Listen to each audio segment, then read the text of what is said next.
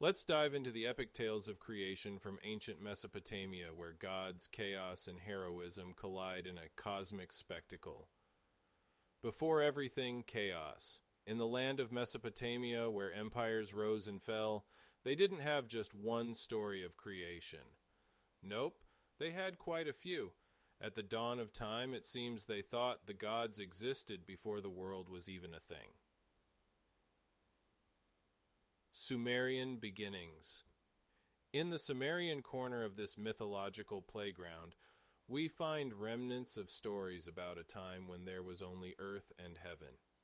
Picture this: pitch black darkness with no sun or moon, but a lush green earth with water bubbling beneath, though not a single blade of grass in sight.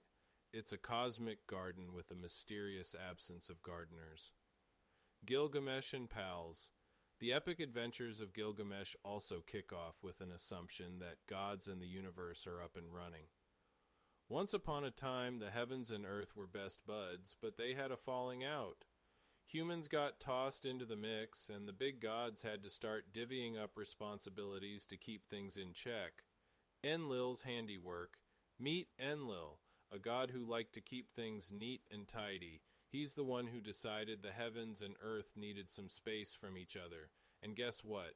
He also decided it was time to whip up some humans to do the heavy lifting, like tending the fields and making offerings to the gods.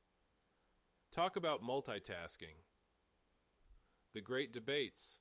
If you're looking for a good debate, Mesopotamia's got you covered. There's one about the land being barren, people running around naked, and only having grass for sustenance.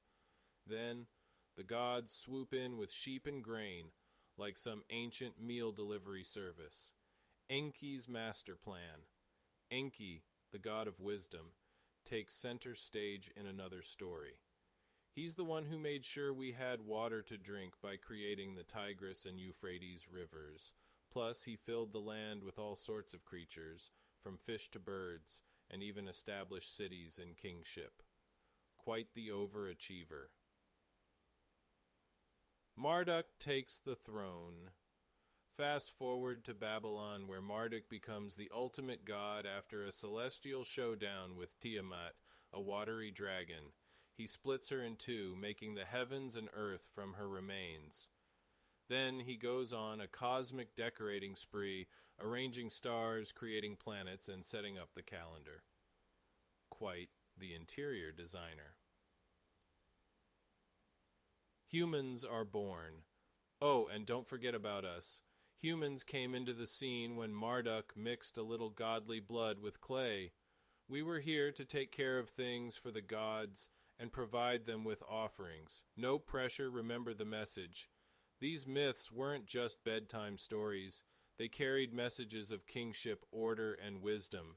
They wanted to teach future generations about how to keep the land flourishing and the people prospering. So, there you have it.